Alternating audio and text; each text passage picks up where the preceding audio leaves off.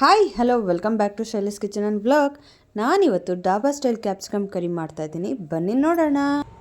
Ingredients: ದಪ್ಪ ಮೆಣಸಿನ್ಕಾಯಿ ಒಂದು 1/4 kg ತೊಗೊಂಡಿದ್ದೀನಿ, ಈರುಳ್ಳಿ 2 ಗೆಡ್ಡೆ ತೊಗೊಂಡಿದ್ದೀನಿ, ಕಡಲೆ ಹಿಟ್ಟು, ಜೀರಿಗೆ, ಕಡಲೆಕಾಯಿ ಬೀಜನ ಈ ಥರ ರಫಾಗಿ ಒಂದು ಸ್ವಲ್ಪ ಚಚ್ಕೊಂಡಿದ್ದೀನಿ, ಮತ್ತು ಇದು ಧನಿಯಾ ಪುಡಿ, ಅಚ್ಕಾರದ ಪುಡಿ, ಹಸಿಮೆಣಸಿನ್ಕಾಯಿ, ಬೆಳ್ಳುಳ್ಳಿ, ಮೊಸರು, ಕರ್ಬೇವಿನ ಸೊಪ್ಪು, ಮತ್ತು ಇದು ಕಿಚನ್ ಕಿಂಗ್ ಮಸಾಲ. ಇದು ಆಪ್ಷನಲ್ಲು, ಬೇಕು ಅಂದರೆ ಹಾಕೋಬೋದು, ಇಲ್ಲಾಂದರೆ ಇಲ್ಲ. ಸೊ ಈಗ ರೆಡಿ ಮಾಡೋಣ ಬನ್ನಿ. ಈಗ ಕ್ಯಾಪ್ಸಿಕಮ್ ಮತ್ತು ಈರುಳ್ಳಿ ಎರಡು ಮಿಕ್ಸ್ ಮಾಡ್ಕೋಬೇಕು.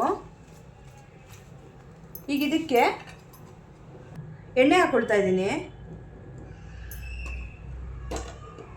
ಆಮೇಲೆ ರುಚಿಗೆ ತಕ್ಕಷ್ಟು ಉಪ್ಪು.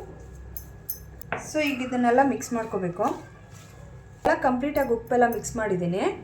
ಇದಕ್ಕೆ ಜಜ್ಕೊಂಡಿರೋ ಕಡಲೆಕಾಯಿ ಬೀಜ, ಇದನ್ನು ಮಾತ್ರ ಮಿಸ್ ಮಾಡಬೇಡಿ, ತುಂಬ ಟೇಸ್ಟ್ ಸಿಗುತ್ತೆ. ಇದಕ್ಕೆ ಅಚ್ಕಾರದ ಪುಡಿ,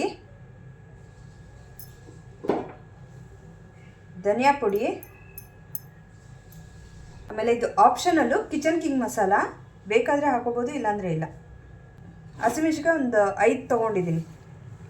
ಸೊ ಈಗ ಇದನ್ನೆಲ್ಲ ಮಿಕ್ಸ್ ಮಾಡ್ಕೊಳ್ತಾ ಇದ್ದೀನಿ. ಸೊ ಇದು ಒಂದು 5 ನಿಮಿಷ ಹೀಗೆ ಬಿಟ್ಬಿಡ್ತೀನಿ. ಇಲ್ಲಿ ಎಣ್ಣೆ ಒಂದು 5 ಟೇಬಲ್ ಸ್ಪೂನಷ್ಟು ಎಣ್ಣೆ ತೊಗೊಂಡಿದ್ದೀನಿ. ಎಣ್ಣೆ ಕಾದ್ಮೇಲೆ ಜೀರಿಗೆ ಹಾಕ್ತಾಯಿದ್ದೀನಿ. ಇದಕ್ಕೇ ಕರ್ಬೇವಿನ ಸೊಪ್ಪು ಹಾಕ್ಕೊಳ್ತಾ ಇದ್ದೀನಿ, ಬೆಳ್ಳುಳ್ಳಿ ಹಾಕ್ಕೊಳ್ತಾ ಇದ್ದೀನಿ. ಈಗ ಇದೆಲ್ಲ ಒಂದು ಸ್ವಲ್ಪ ಲೈಟಾಗಿ ಫ್ರೈ ಮಾಡ್ಕೋಬೇಕು.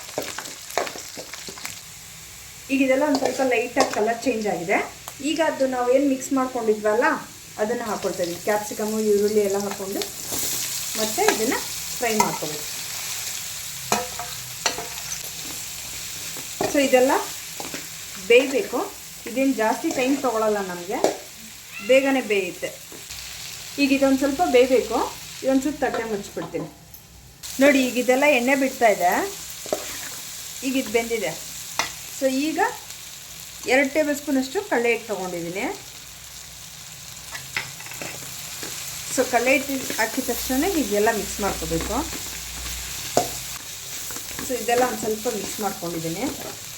ಇದೆಲ್ಲ ಒಂದು ಸ್ವಲ್ಪ ಎಲ್ಲ ಆಯಿತು. ಈಗ ಅರ್ಧ ಲೀಟ್ರ್ ಮೊಸರು ತೊಗೊಂಡಿದ್ದೀನಿ. ಸೊ ಇದನ್ನು ಹಾಕ್ಬಿಡ್ತಾ ಇದೆ.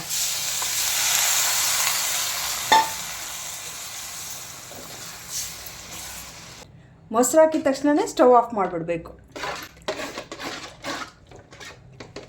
ಸೊ ಈಗಿದು ರೆಡಿ ಆಗಿದೆ. ಈಗ ಇದಕ್ಕೆ ಕೊತ್ತಂಬರಿ ಸೊಪ್ಪು ಹಾಕ್ತಾಯಿದ್ದೀನಿ. ಸೊ ಕೊತ್ತಂಬರಿ ಸೊಪ್ಪು ಹಾಕಿ ಎಲ್ಲ ಮಿಕ್ಸ್ ಮಾಡಿದ್ರೆ ನಮ್ಮ ಡಿಶ್ ರೆಡಿ ಆಯಿತು. ನಾನು ಮಾಡಿರೋ ಡಾಬಾ ಸ್ಟೈಲ್ ಕ್ಯಾಪ್ಸಿಕಮ್ ಕರಿ ನಿಮಗೆಲ್ಲ ಇಷ್ಟ ಆಗಿದ್ರೆ ಲೈಕ್ ಮಾಡಿ, ಶೇರ್ ಮಾಡಿ, ಸಬ್ಸ್ಕ್ರೈಬ್ ಮಾಡಿ, ಕಾಮೆಂಟ್ ಮಾಡಿ. Thank you for watching.